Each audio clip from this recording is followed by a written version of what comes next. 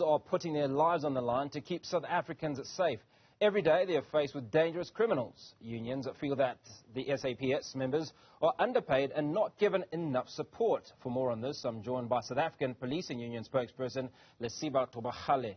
Lesiba, very good afternoon. Thanks for speaking to us today. Now, the spotlight has been shone on the number of police suicides. What are the numbers and what are the causes?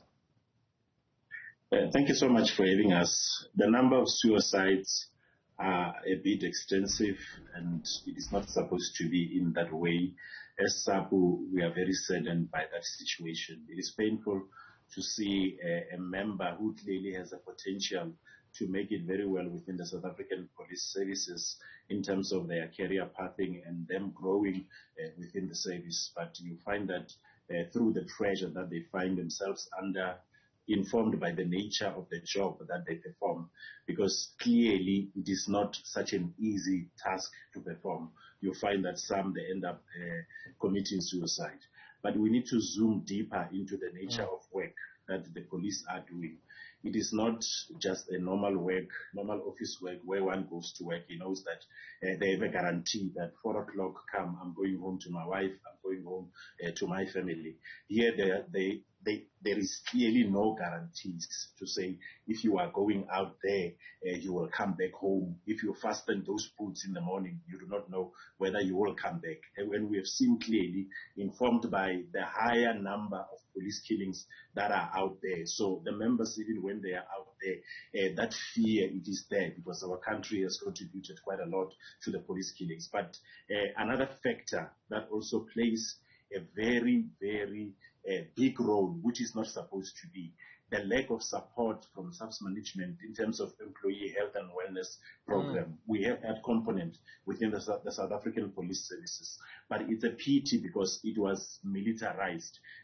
When we say it was militarized, clearly informed by that, when those professionals, be it psychiatrists, psychologists, and also social workers, when they came, they were advertised, they were given forms, they were given posts, they were given ranks. That was the first mistake that was done, because clearly if one is militarized, when they write recommendations, when they write reports, they're giving them to commanders for them to action, so that members, when they approach them, they can have those recommendations to say, this is what should happen to assist a specific member.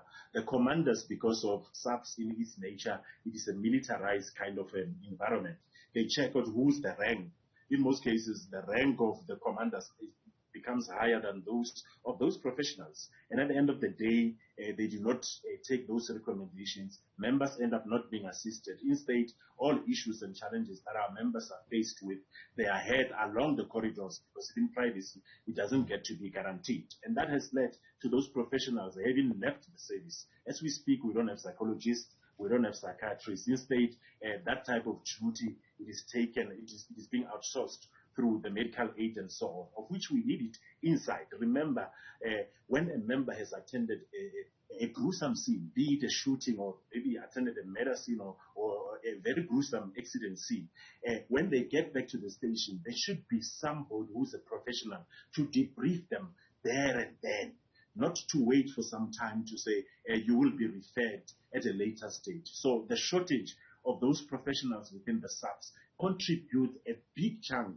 to why most of our members, at the end of the day, they happen to commit suicide. Because you find that all those... Sorry, Lesiba, please, if you'll allow me to come in there. And now, as the South African Policing Union, you must have had some conversations with SAPS around these issues, particularly because it's so grim, and we talk about these numbers which are so high. What has been the outcome of those conversations?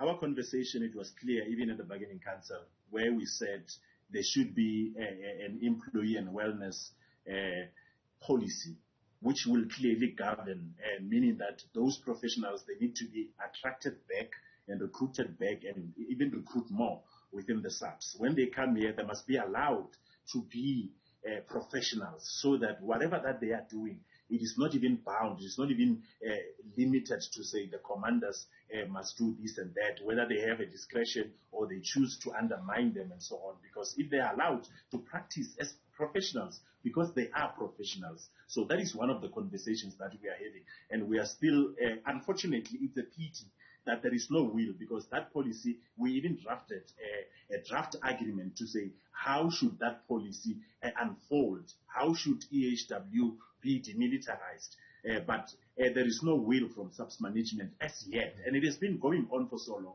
And as we speak, even you and I having this conversation, there is a member who's attending a murder scene. There is a member who's attending an accident scene. There's a member who's been shot as we speak. Those people, they need to be debriefed. So we are in conversations. We just find it to be disheartening where from the SAPS management, they do not happen to be taking this matter to be an urgent matter, because as we speak, our members are very highly traumatized. Now, the other issue that you've mentioned, Lesiba, is that they get a danger allowance, the police do, of 400 Rand. Oh, that one, it's a sad situation. Imagine you fasten your boots to go and do a day shift, or you do a 12-hour day shift or a 12-hour night shift. You come across a cash in transit that is in progress, and you go because you are given, you are empowered by the Constitution to do this duty to ensure that you serve and you protect. And as a police official, you have to go to those dangerous situations. But at the end of the day, you get shot, maybe you lose your life, or maybe you get injured or whatsoever. But at the end of the day, the only thing that you can receive is only 400 danger allowance. That is why as SAPU, we have long time tabled a position paper in council to say we need to see a danger allowance at least going from 2,000 and 2,500 a month being linked to the CPI, because the danger that our members indeed are exposed to, it is very high. And 400 Rand, it is not even a drop in the ocean. It compares to nothing at all. And our members, yet they sacrifice their lives because they've taken an oath, but there is no sympathy, there is no support that they are getting from SAPS management in relation to that matter. Now, finally, if you will, is there any compensation that is given to a police officer if they're injured, shot in the line of duty and are unable to work, or if they lose their life? Is there any compensation that goes to their families? Remember, there is, if one gets injured at work, there is a workman's compensation that comes into play, which goes through the Department of Labor. But if one loses their lives, there is an amount that SAPS pays to the family of that member.